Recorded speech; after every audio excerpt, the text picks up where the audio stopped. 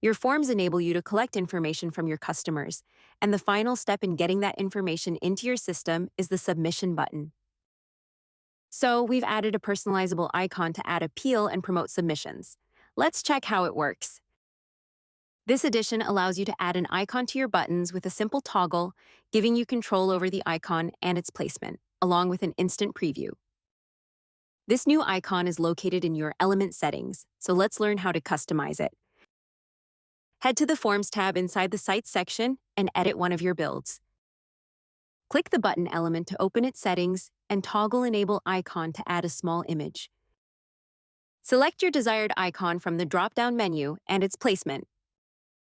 Click Save at the top right corner of your builder. This enhancement adds visual polish and interaction cues to your forms, making them not only functional but also delightful to use. We hope you enjoy it.